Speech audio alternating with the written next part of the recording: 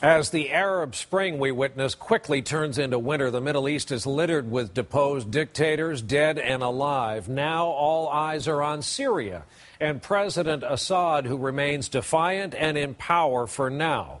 He has killed thousands trying to crush the rebellion, and he's tried mightily hard to hide the killing and the torture by keeping Western journalists out of there. But our own chief foreign correspondent Richard Engel got in at great risk to tell the story of the ongoing revolution inside Syria. It's the Arab Spring's most stubborn revolution. And it's kept alive by graphic videos like these, recorded in secret in Syria. The Syrian regime has kept most foreign journalists out, but it can't keep the videos in. We set out to find out why by going into Syria.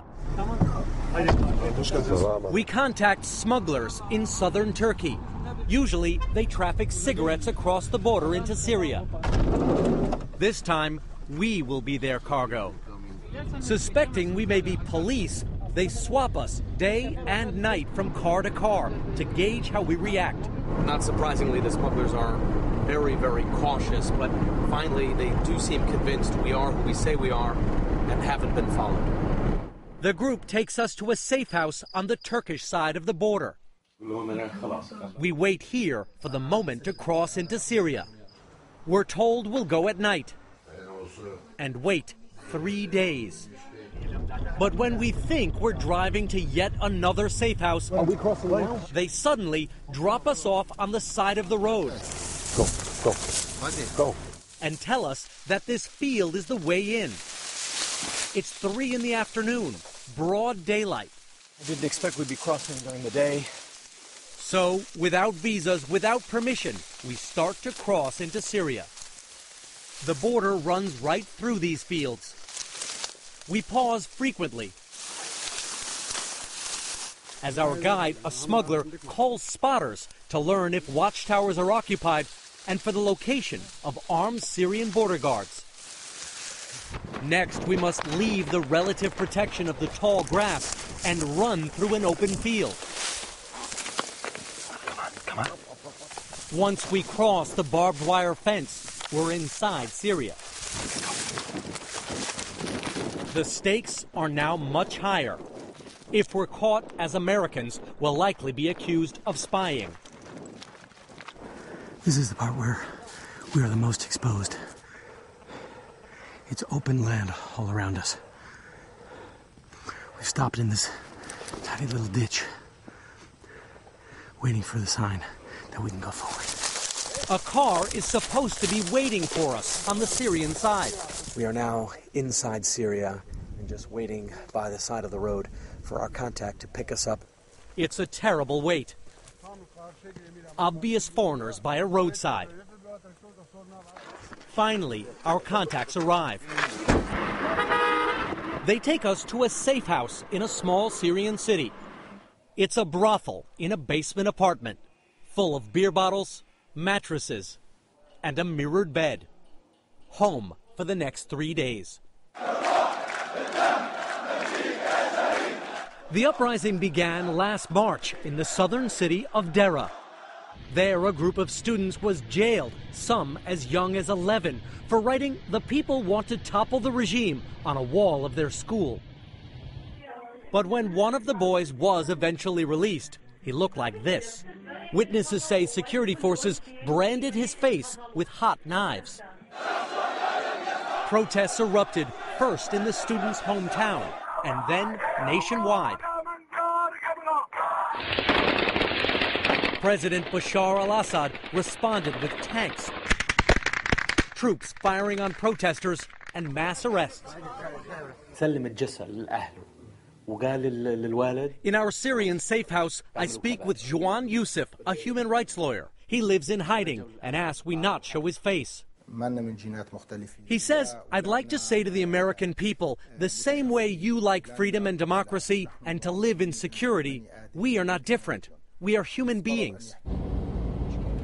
We drive to a nearby apartment to meet more activists, moving quickly. We think there's some security up ahead as well. To avoid being seen.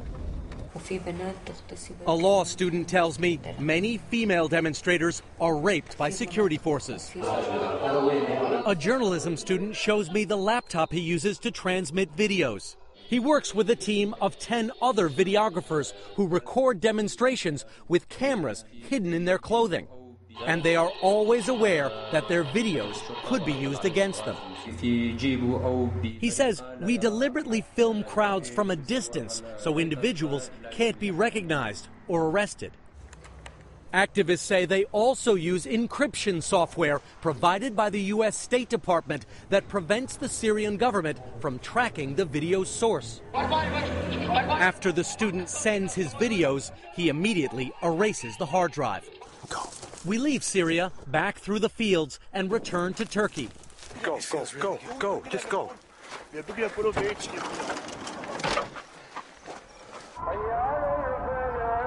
In Istanbul, the Ottoman capital on the Bosphorus, we meet Omar al-Muqdad. He's the other half of the opposition. He distributes the videos recorded in Syria to the world. The 31-year-old began opposing the Syrian government while he was still in college. Al-Muqdad says he founded 3 unlicensed newspapers in Damascus. All were shut down by the government. We didn't make any crimes. We're just trying to follow our freedom. He says he was arrested 7 times. In prison, Al-Muqdad says the guards told him if he stopped writing, they'd go easy on him. And they said, will you continue writing this nonsense?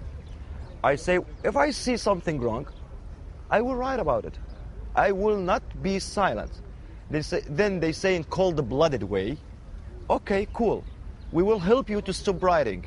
They put my hand on the table and they broke it. They said, we'll help you stop writing. Smash. And they broke my hand.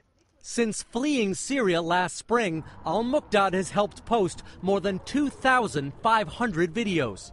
Why did Tunisia fall? Egypt fell. Gaddafi's regime fell. But Syria hasn't. Why not? Because we have a problem with the army. The army is still under their control. 41 years, they put all the country under their control. The Syrian government declined to speak to us, but claims the demonstrators are armed gangs and terrorists who have killed hundreds of Syrian security forces. How do you see this developing? The people are determined to take the regime out. And their most powerful weapons are laptops and cell phones. We're always happy to see you back. You were briefly insanely exposed during this story. Back up one little thing to this State Department software. How does that happen? Yeah, the State Department helps these activists communicate without being detected by the Syrian government. About 200 activists have been killed for transmitting videos, and this is part of the State Department's initiative to give them some degree of protection. The U.S. has said there will be no military intervention, nothing like what happened in Libya, but they're helping in ways they can. Hard to believe. February of this year, you and I are walking through Tahrir Square. And, you know, you're looking at Cairo, a city where you moved as a young college graduate to learn Arabic. Mubarak gone, Gaddafi gone, Assad very nervous. Assad is very nervous, especially after Gaddafi was killed. The stakes are suddenly much higher. He saw that unless he wins and crushes this revolt, Assad could end up becoming killed. It has also encouraged the demonstrators because they saw that someone like Gaddafi himself could be brought down. So the stakes are higher for both sides. Always good to see you, especially after this trip.